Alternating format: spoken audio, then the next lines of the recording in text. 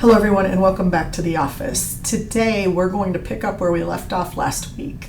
I sent you all a timeline for rhetoric that we had covered in class, and I did not get to record for you the video lecture for last week, so I will cover both last Thursday and this week and your readings for both.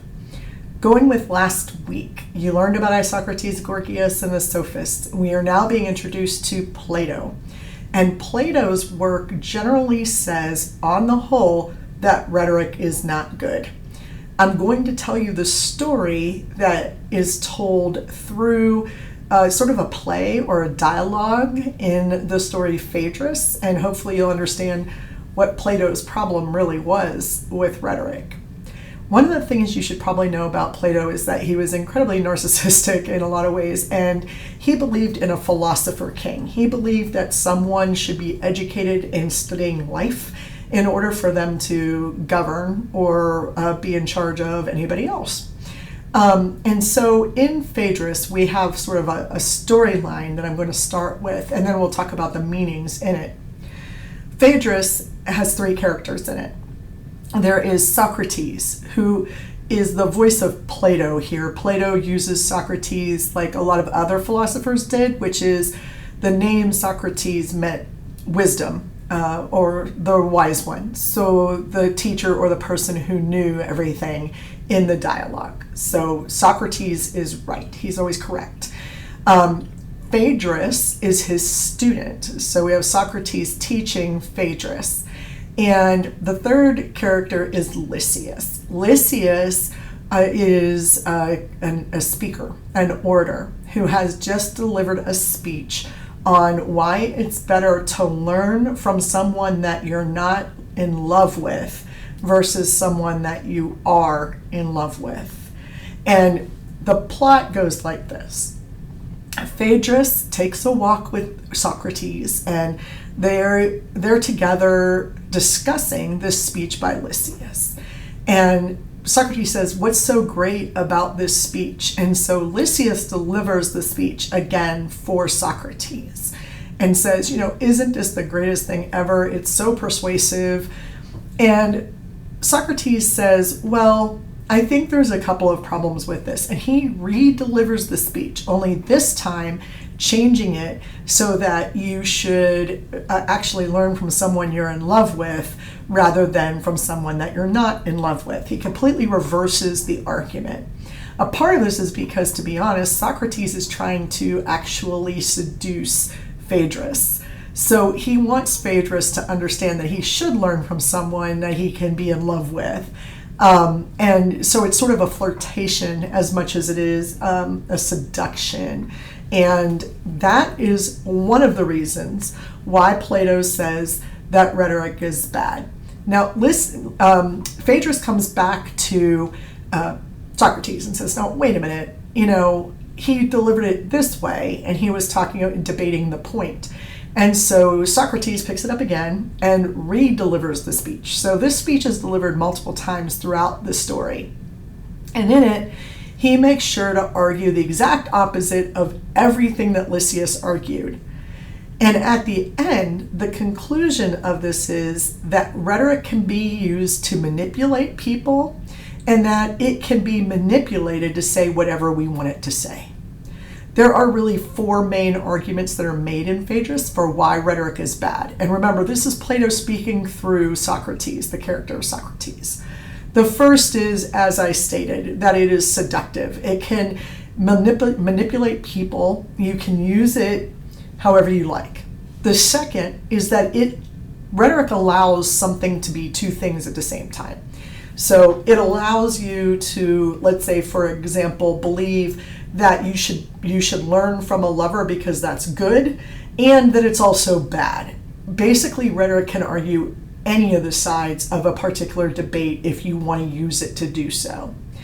The third reason why it's bad is because rhetoric hides the truth or manipulates it or changes it in some way. And so if rhetoric changes the truth, if it can be used to manipulate the truth, which is found through dialectic according to Socrates or Plato, then you should not be able to use it because it's unethical.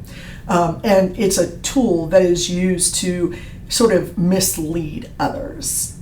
And last, and certainly not least, the reason why rhetoric is so problematic is because it can make you think that something is something it's not. So I can explain that love is a wonderful, amazing thing, and I can also explain that love is a terrible, horrible thing. So I can make an idea, a concept, a policy, an object be whatever I want it to be, at least in Socrates' version of rhetoric here, so Plato through Socrates. And so Plato makes those 4 arguments and says that the biggest problem is that rhetoric can manipulate the truth of something. And if it can manipulate the truth of something, then it's not philosophy, it's not dialectic, and therefore rhetoric is bad. So that is, believe it or not, essentially that whole long story. There's some subplots we could get into if we wanted to. We can even debate whether or not you should learn from someone that you are in love with or not. But the essence of Phaedrus for you is to know that Plato had criticisms of rhetoric that were very valid and worth looking at. If you have any questions about that, please feel free to ask me. Today, you were actually reading Aristotle, or this week, I should say, you're reading Aristotle. And there is a lot to cover in Aristotle because, as most of you might know, most of my knowledge of rhetoric is not just comes from the basis of Aristotle, but that I admire the work a great deal. So I appreciate Aristotle. You probably, as you were reading this, or once you do read it, you might be able to come to some understanding of where we get, you might have heard of some of these terms before, I guess is what I was trying to say. So some of the things I'm going to talk about may be a reminder or a just sort of a secondary thing that I'm doing for you. So keep that in mind as I walk through this. Aristotle, of course, is who gives us the definition of rhetoric, the art or skill of knowing in any particular instance all the means of persuasion. And he had some very specific ideas about rhetoric. We know that Aristotle was Plato's student. And much like myself, who has disagreed with her mentors in the past, Aristotle disagreed with Plato when it came to rhetoric. Plato thought it was terrible. Aristotle said, no, it's not. In fact, it's necessary. Aristotle says that rhetoric is the counterpart to dialectic. Rhetoric is the counterpart to dialectic. In other words, dialectic and rhetoric cannot coexist. They cannot exist without the other. They have to coexist. As we know, dialectic is that process of going back and forth between 2 equally oppositional ideas or concepts in order to come to a conclusion as far as Plato is concerned. We come to this point of what we call stasis, S-T-A-S-I-S, between these 2 equally oppositional ideas or concepts. Let's say, for the sake of argument, guilt and innocence, right? In a courtroom, that's the clearest. So Plato says you take those 2, they go back and forth, and then you have a conclusion. And Aristotle realized something very important, which is that doesn't make any sense. Now, to Plato, who believed that he should be philosopher king, that he knew everything, and that he had the answers to everything because he was the one true philosopher, okay, maybe that works for you. But Aristotle pointed out that unless you share that dialectical understanding of a concept, then there's no way to debate it. There's no way to clarify it. There's no opposition to it. No one can argue a different thing. And you basically don't get anywhere. You only get one opinion, which might work fine in a system where there's a philosopher king and he dictates to the people. But that is incorrect for Aristotle, who says that people should live more in a democracy where they have something to say about the way that they're being governed. And in order to do that, you need public discourse. So Aristotle looks at this point of stasis that occurs between these 2 equal oppositional points and doesn't say we stop there, but instead says stasis is the point where rhetoric begins. Okay, so stasis is this point between, it's a point of stability between two equally oppositional things that are pushing against each other. And he says that's where we have to make a choice and thereby persuade, make arguments. This is Aristotle. So Aristotle then comes up with his plan for rhetoric. If rhetoric begins at the point of stasis, according to Aristotle, that means that it occurs where there are points of stasis. He has three main genres of rhetoric. The first is forensic, the second is epideictic, and the third is deliberative. Forensic address, again, this is all public or mass influence address for Aristotle. In forensic address, it discusses the past. It looks at something and pulls it all apart, puts it back together for the purpose of understanding it. Most of the time we see this type of speaking or this type of rhetoric in a courtroom. Something has happened and we need to figure out what it was in order to determine the guilt or innocence of a person. Epideictic address is ceremonial address or occasion address, and it deals with the present. You're at a wedding, there's going to be a toast. You're at a graduation, there's going to be a commencement address. There's a dead body in the room, you're going to have a eulogy. That sort of thing. The address here is caused by a circumstance or situation. Now, one of the things that Aristotle was writing about was that people were doing a lot of accusing and apologizing, accusation and defense. And ceremonial address would fall into that category as well.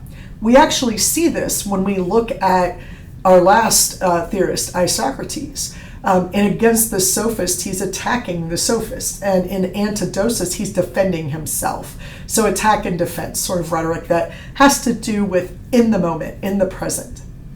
The final is deliberative, and this is about the future. This is where we talk about what we should or should not do. Policy, debating acts or laws, or things that we should change, or things that we should modify, or things that we should do. So most of the time you see this in Congress, or where you have a group of people who are trying to make a decision one way or the other about an action that should or should not be taken. So those are the three genres in which Aristotle says that rhetoric occurs and where you're going to find it. Once we know that, then we know the conditions under which public mass influence will occur. How does it occur? There are a couple of pieces that work together that Aristotle says we must do in order to persuade. He talks first about reason, how we get to a claim, to an argument. Now, what is an argument? Am I talking about yelling and screaming back and forth and that whole deal? Of course not. What we're talking about is when somebody makes a claim or puts forth an assertion or an idea. That claim somehow has to be supported by data. Some people call it grounds, some people call it evidence, but there has to be some data or example or evidence, or whatever you want to call it, that supports the claim, that gets you to that conclusion. However, data and a claim are not enough. Instead, we need to have how the data supports that claim in what we call a warrant. So the three main parts of an argument are data, claim, and warrant. The claim is where you state what you believe to be true or what should or should not be done based on the data that you have and how that data supports your claim. Now, most people don't argue like that. For example, if I am talking to someone and I say, it's almost noon, my stomach's empty, it's making a weird noise, I haven't eaten since 7 o'clock, do you want to go get lunch with me? We don't go through all of that. Instead, I might say, gee, Jet, no, let's go get lunch, right? We don't take the time to go through all of the warrant or all of the data in order to get to the conclusion of we should get lunch. This type of argument is known as an enthymeme. That's E N is in Nancy, Thymeme. So enthymeme. An enthymematic argument is what Aristotle says is the most commonly used argument. It's the most commonly found in our public discourse. An enthymeme is not a partial argument. It is instead an argument where one or more of the premises are determined to be true. Now, we're going to talk about where those premises come from, but in an enthymeme, we assume that we understand the warrant, or we assume that we understand the data, or at least most of it, and instead just jump right to the claim. That's problematic for Aristotle, but it is the most common type of argument. So sometimes we have to think critically about what part of that argument is missing. I remember back in 2001, a lot of people after September 11th were arguing, they attacked us, therefore we should attack them. Now, you might notice that there's data there. We were attacked. We can agree on that. The response should be, therefore, we should attack them. What's missing? What's missing is the warrant. Now, a warrant is needed to explain how the data supports the claim. So what's missing?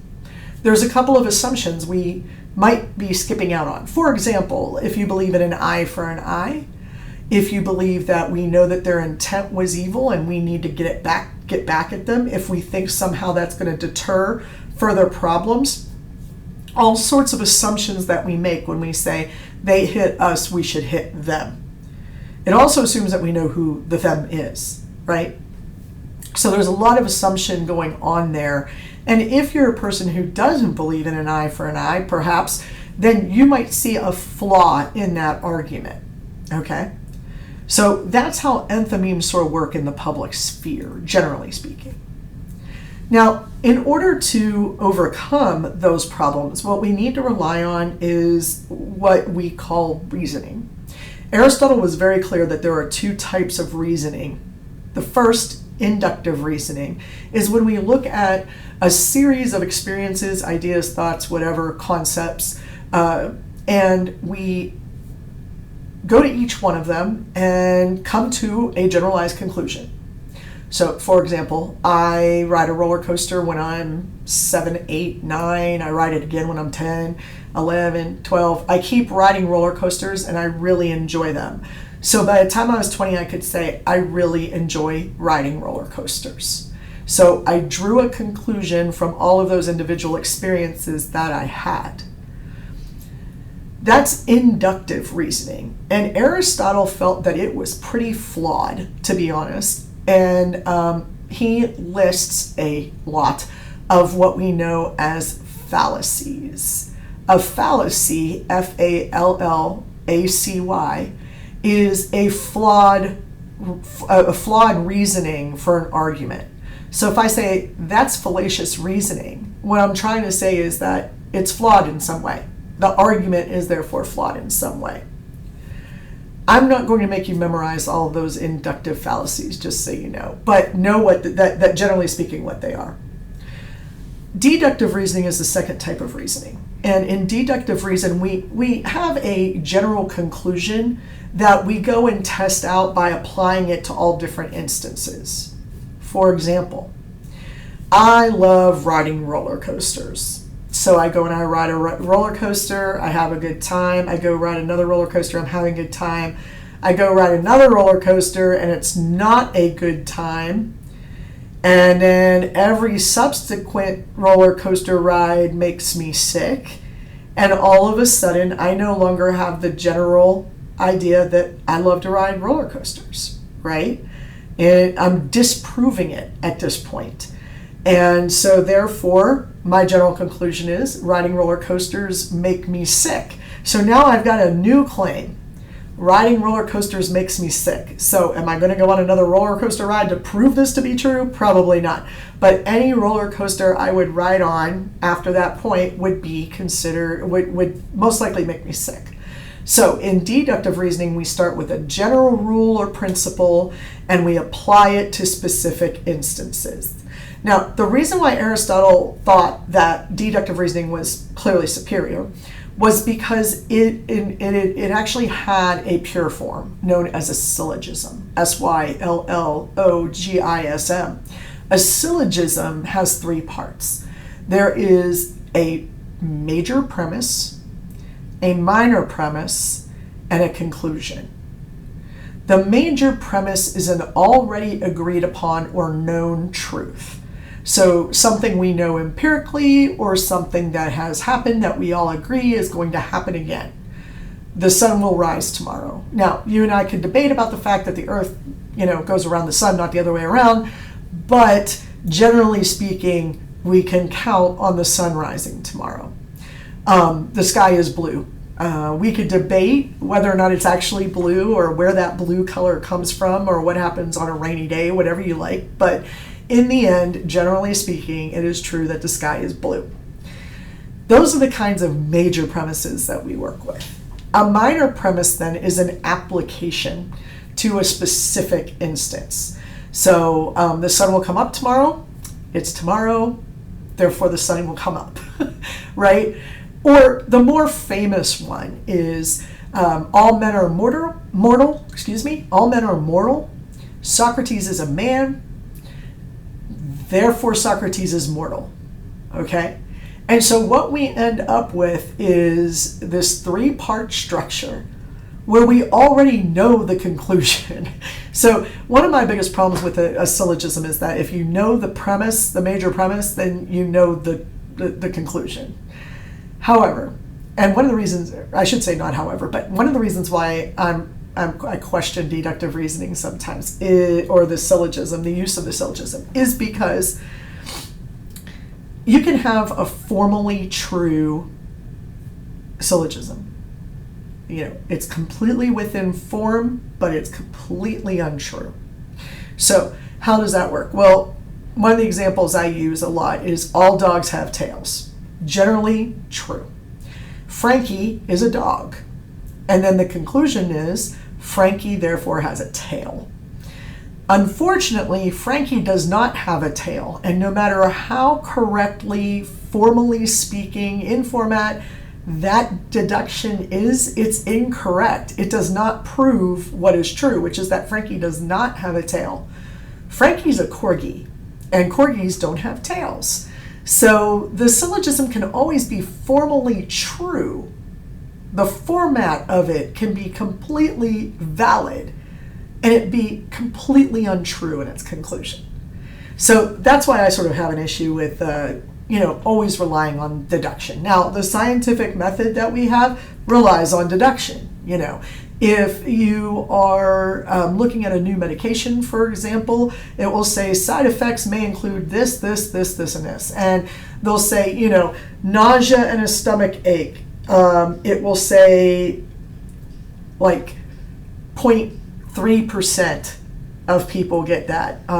Headaches, 1.2% of people reported that as a side effect of this medication, and so on.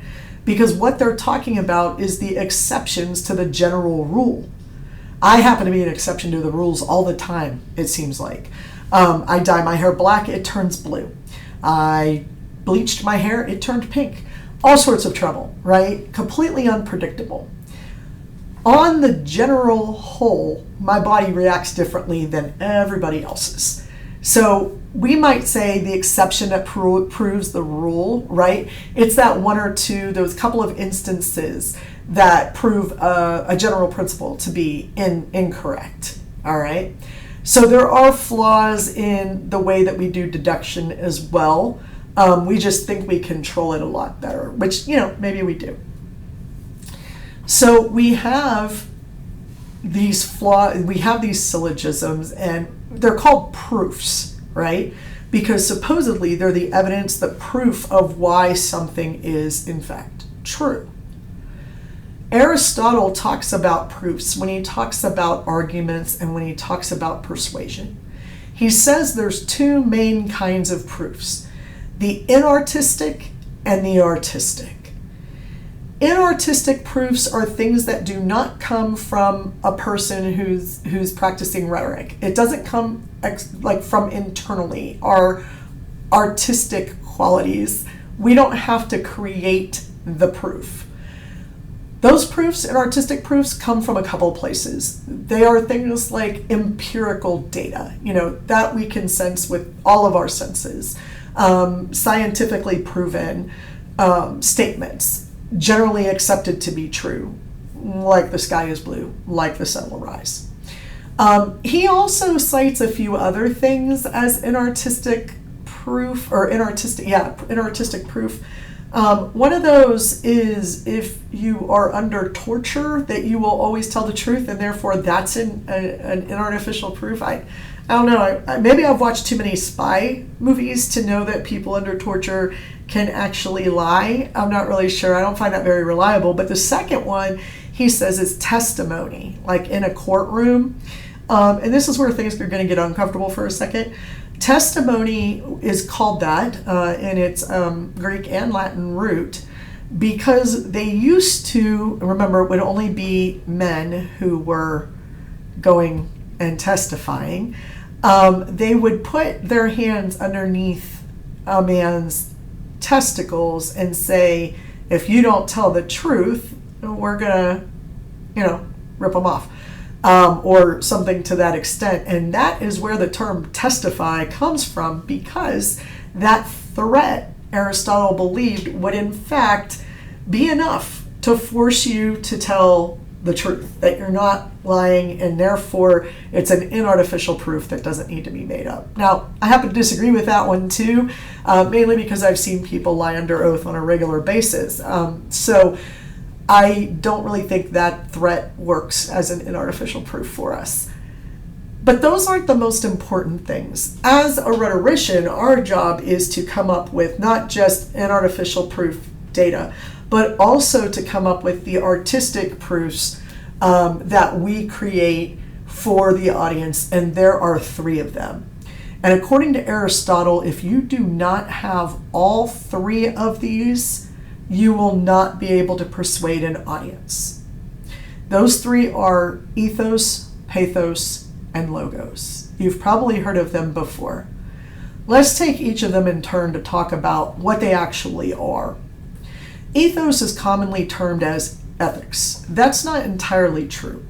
Ethos is about a rhetorician showing, a speaker demonstrating goodwill towards their audience. That's how Aristotle looked at this. It's goodwill towards the audience. So, for example, if you are watching a speaker and you don't believe that they have your best interest at heart, you won't be persuaded by them, or nor should you be.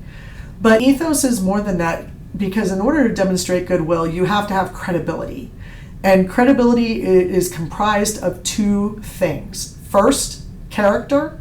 That is your good character as a human being, your reputation, also how you present yourself. The second is competence. That is your level of knowledge about the subject matter that you're speaking on. So credibility is character and competence, and credibility is a key factor in showing goodwill to your audience and therefore establishing your ethos. So you have to do that. The second one, pathos. Yes, it does in fact mean pathetic, but pathetic does not mean that something is less than or it is bad. We generally talk about it in terms of it should be pitied, but pathetic just means that you should feel something for something else. For example, the kitten that's hanging by a thread over here in my poster behind my shoulder, hang in there, kitty.